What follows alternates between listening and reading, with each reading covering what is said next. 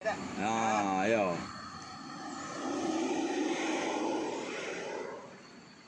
Dah.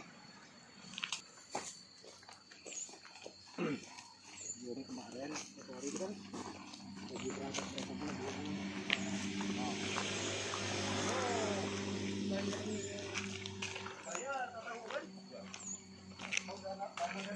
minyak goreng langka. Langka ya, walaupun sawit banyak. Inilah tikus mati di lumbung padi. Minyak CPU. Berapa harga minyak goreng di sini seliter? Nah, kurang mantau. Tapi kemarin pas Panu disuruh istri ke Indomaret sampai sore kemarin masih kosong. Si kosong ya. Jadi nak kate yang minyak goreng 14.000 itu. Belum ketemu. Belum ketemu Belum ya. pernah ketemu. Jadi beli minyak goreng yang sekarang berapa? Terpaksa coconut buat oil 44.000. 4.000 ya. Itu ya.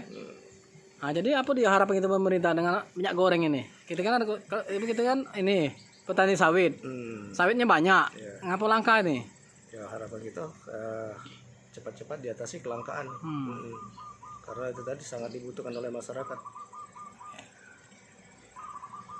Pupuk saat ini, Pak? Pupuk saat ini harga tidak menentu. Kondisi sekarang ini per tempo hari 2 bulan yang lewat beli harga pupuk NPK Pusri non subsidi masih di harga 470.000 per sak. Saat ini informasi kami dapat dari toko di Hujan Mas tempat Hairul sudah di angka 500 per sak. Ya. Timbul pertanyaan di kami petani, apakah harga ini naik karena faktor harga kelapa sawit naik ataukah ditentukan oleh faktor lain? Yang kami takutkan kalau oleh faktor harga kelapa sawit naik, di saat harga kelapa sawit turun, harga pupuk apakah bisa turun? Ini yang mohon perhatian yang dekat ini. Harapan kita harga pupuk bisa distabilkan kembali.